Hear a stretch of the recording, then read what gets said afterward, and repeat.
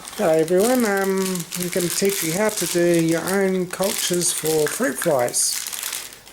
What you're going to need is potato flakes, corn flour, sugar, yeast, and apple cider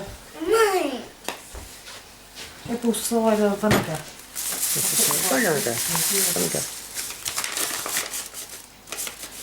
Ready? So what have we put in here, Linda? Well, I haven't put anything, it's just overflowed. Oh, okay. It's, I'm putting a cup of potato flakes. It's only a little bit overflowed over the One edge. cup of potato flakes. How many batches do you think you get out of this whole thing? Oh, I don't know. I've worked it out probably about 10 container worth there. Okay. Now with the lid you need to cut a square hole in it, don't you? Yeah, well just a hole. It can be round, square, whatever, because you've got to do netting so they can breathe. Yeah.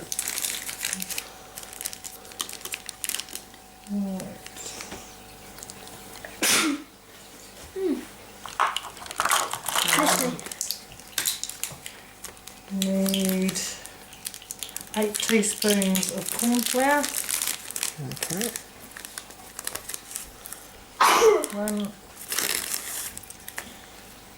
And this does have a slightly unpleasant odour too when it's all done, doesn't it? So it would be best kept in a place where you don't have to go and smell it so much. And if you're in a cold area, it would be probably better to keep them in a hot water cupboard or somewhere warm so they can continue their life cycle.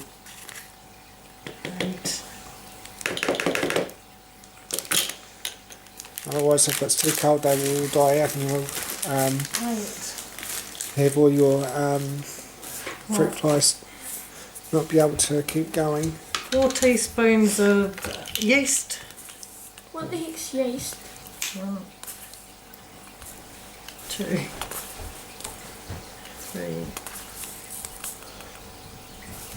4.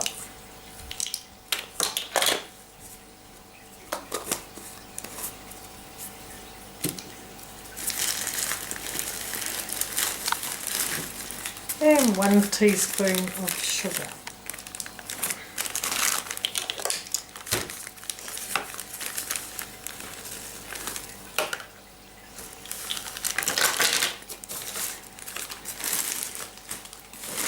Put those back up so things don't go into them. Should be enough to cook some.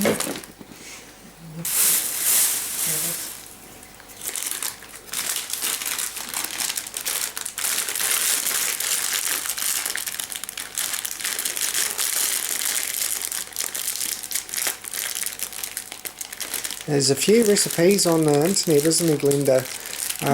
What have you found that's different about this one compared to other ones that you've tried? I just found this the better one. It preserves a lot better, doesn't it? Yes, the banana in it's not as... it just preserves a lot better. The others went really... and they breathe better in it. And it keeps longer, Definitely keeps longer. You just add apple cider vinegar until you get a like paste, yeah, not watery, but quite a soft paste, not a...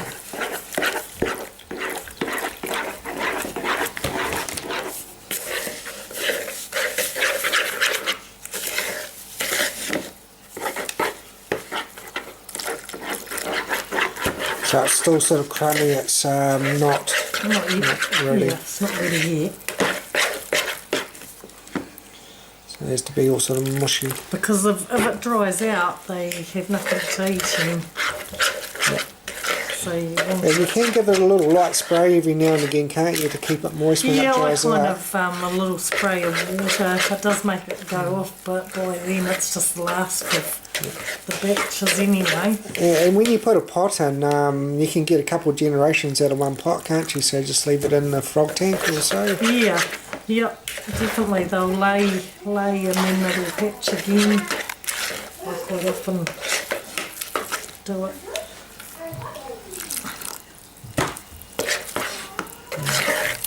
Yeah, so this is to do multiple pots, so the recipe might be a lot smaller if it was just singly, but you get a fair few fruit flies. Now the fruit flies you can get winged or wingless. Wingless are really good because you ain't going to have them flying around your house, but they'll still quite happily eat the winged ones as well.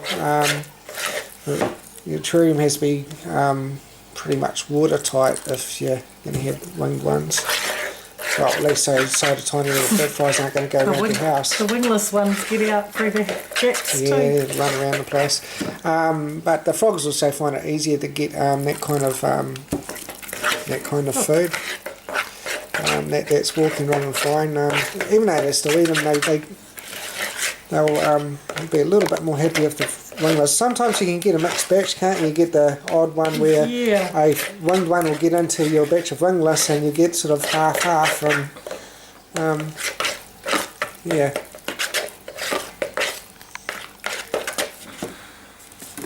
Tiny bit more. And this is the texture we want.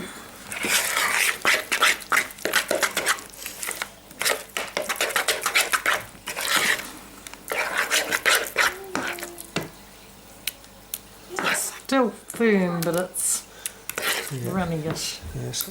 So it's mushy, but it's not watery mushy. Mushy. It's mushy. That'll be a good word for it. Take our containers.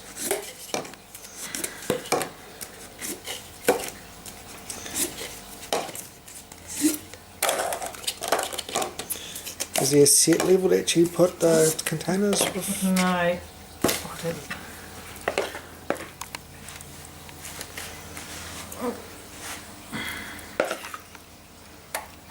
Preferably not on the table. Might end up having to make some water. I might as well do a few batches. Yep. Let's do a few at a time.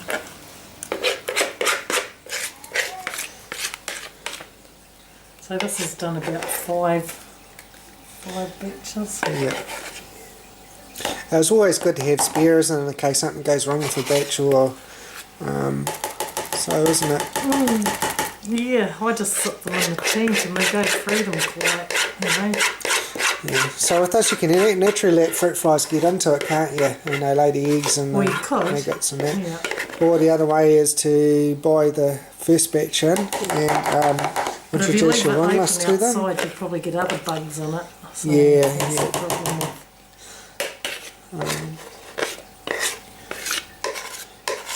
ants all through it, maybe, I don't know. They probably like ants as well. Right. So they're done in 5 batches, which is cool. So, yeah. So you have your little square net bits, which is the stuff here, all cut out. So pop that over, like so.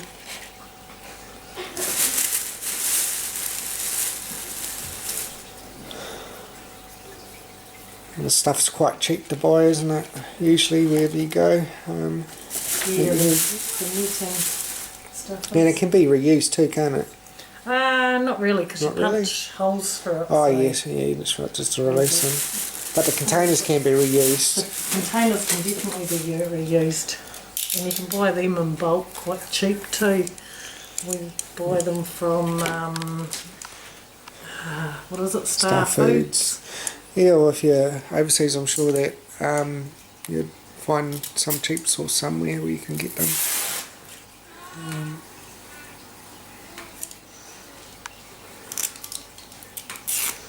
Yeah, and you can feed these to fish as well, can't you? Certain fish like these, and We'll be frogs. taking some from my newts. Yep. And you've got some red-bellied I've got 6 lots of Chinese red fire-bellied newts.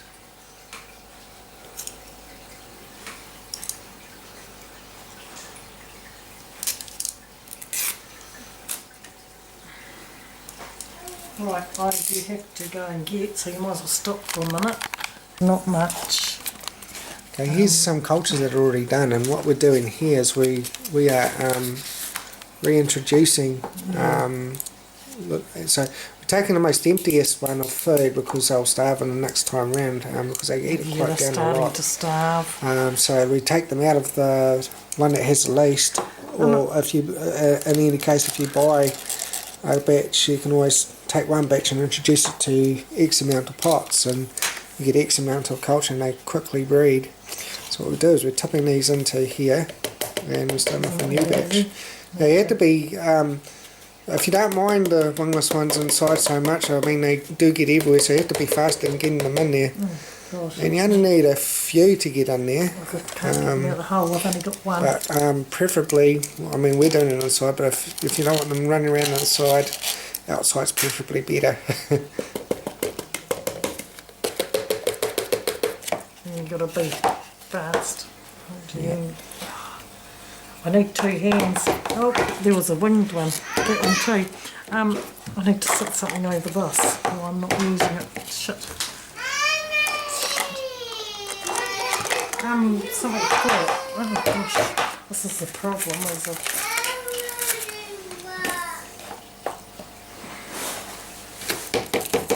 There's a couple of winged ones in there. Yeah, it's what we were discussing before, is that sometimes winged ones can get into the with your normal batch. They start crawling up the sides, that's the problem with winged ones. So to keep shaking it to keep them in. keep them down, otherwise they'll escape. And they'll start laying eggs in there.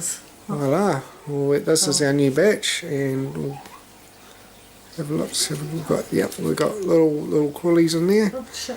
And they'll lay the eggs pretty fast in here. How long does it take before they mature? We get a whole big batch, a few days, week, or probably a week. About a week, and you've got a whole culture going. And they will keep, as long as there's food in, then they'll keep laying their stuff in there, because they won't all come out the top. You don't need many. You only need, like, even I think we started one lot of cultures with only about 3 in each or something. Yeah. 3 adults. Yeah. But preferably more would be better to start it off definitely. with. So when you introduce this to your pots of into your terrarium, what you do is punch little holes in the top, and they'll all start come running out. Some will stay in there. That's okay, because they'll keep breeding and reculturing it. And so as you've seen some of our videos, we've got pots in there all the time. It's because they keep eating the stuff, and when they wear down, that's when you get the ones that are left and start spreading into different areas, because it's just a matter of how much food's left in there. So you can keep doing this, and you have continuous food. So in real cold weather, you want them in a warm place. Doesn't have to be light or dark. It's just a warm place. Like a hot water cupboard's a good idea, especially if you've got real cold weather. It's just a matter of keeping the culture and cycle going, because they will die off if they get too cold, babies and everything. So it's really important to keep in a warm environment. Oh, shit. One jumped out. Oh. It's not so bad if your frogs have a hibernation period. It's a bit different. If you're feeding to your fish or newts and stuff like that, which quite like the cold weather, you definitely want to keep this stuff somewhere where you can keep your cycle going off all your fruit flies. And voila! I hope you guys enjoyed this video. Stay tuned for more stuff.